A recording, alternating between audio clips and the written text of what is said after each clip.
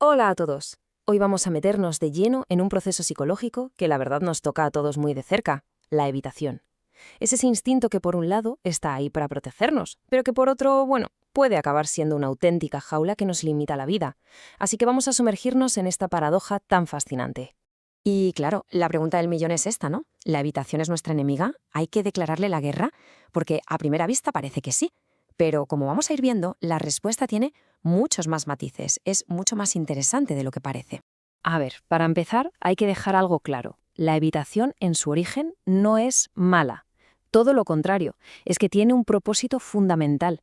Es una estrategia de supervivencia de las más básicas que tenemos. Vamos, que viene de fábrica, grabada a fuego en nuestro cerebro para mantenernos a salvo. Vale, pero ¿qué es exactamente? Si tuviéramos que ponerle una definición, diríamos que es, bueno, es cualquier cosa que hacemos, pensamos o sentimos para no tener que lidiar con algo que nos resulta desagradable o que nos da miedo. Y ojo que abarca de todo, ¿eh? Desde cambiar de acera para no encontrarse con alguien, a ponerse una serie para no pensar en un problema, o incluso tomarse algo para no sentir tristeza. Es un mecanismo súper amplio. Y es aquí, justo aquí, donde la cosa se complica.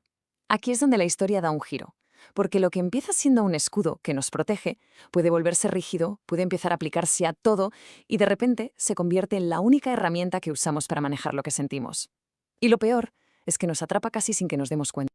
O sea que el quid de la cuestión es este.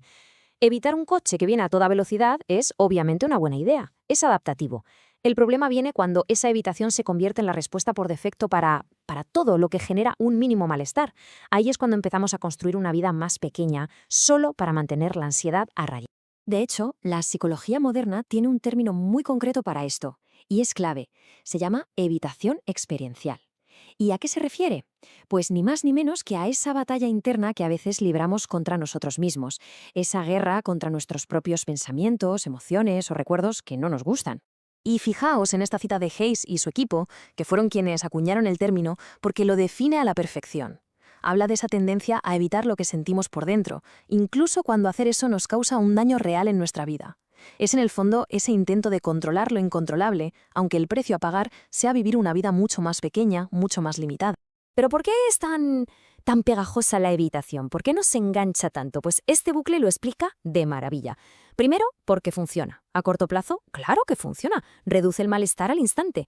Segundo, nos da una sensación de control, aunque sea una ilusión. Pero atención, porque el tercer punto es la clave de toda la trampa. Como evitamos, nunca llegamos a comprobar si podíamos o no con la situación. No hay un aprendizaje nuevo. Y así, el miedo no solo se mantiene, sino que muchas veces crece. Vale, hasta aquí la teoría, pero vamos a bajarlo a tierra. Vamos a ver cómo se manifiesta esto en el día a día, porque si algo es la evitación, es una auténtica maestra del disfraz. Tiene muchas caras.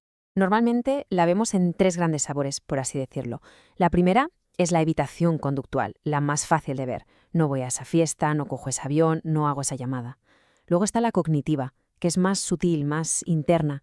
Es cuando usamos la mente para escapar, por ejemplo, distrayéndonos con el móvil o rumiando sobre un problema menor para no pensar en el problema de verdad. Y por último, la emocional, el intento de no sentir, de anestesiar las emociones, ya sea bloqueándolas o usando cosas externas para no conectar con ellas. Y hablando de la evitación cognitiva, hay un fenómeno que es fascinante y a la vez súper frustrante. Una trampa mental en la que caemos constantemente. Es el clásico experimento, ¿verdad? Si ahora mismo se nos pide, por lo que más quieras, no pienses en un oso blanco, ¿qué es lo primero que pasa por la cabeza? El simple hecho de intentar no pensar, Pues que el maldito oso blanco apareó por todas partes. Esto, que se conoce como el efecto rebote, lo estudió un psicólogo llamado Wegner, y es la prueba perfecta de que luchar de frente contra un pensamiento es una batalla perdida. Cuanta más fuerza hacemos para no pensar en algo, más fuerte vuelve. Claro, todo este esfuerzo, toda esta energía dedicada a evitar, tiene un precio. Y no es un precio bajo para nada.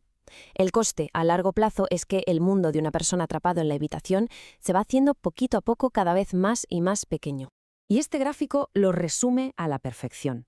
Es un mal negocio, se mire por donde se mire. Es como cambiar un alivio inmediato que dura unos minutos por un coste a largo plazo que es gigantesco. El resultado es una vida más restringida, gobernada por el miedo, y aquí está la gran paradoja, con muchísima más ansiedad de fondo. Y las consecuencias, desde un punto de vista clínico, son muy claras.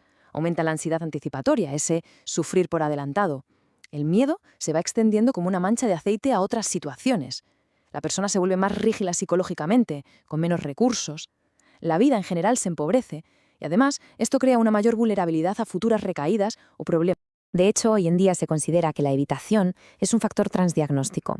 ¿Qué quiere decir esta palabreja? Pues básicamente que es un hilo conductor que encontramos en un montón de problemas psicológicos distintos. Está en el corazón de muchos trastornos de ansiedad, de la depresión, del estrés postraumático, de problemas de pareja. Es como un ingrediente común en muchas recetas de sufrimiento. Y la investigación científica aquí es aplastante. Si hubiera que quedarse con una sola idea, con una regla de oro, sería esta.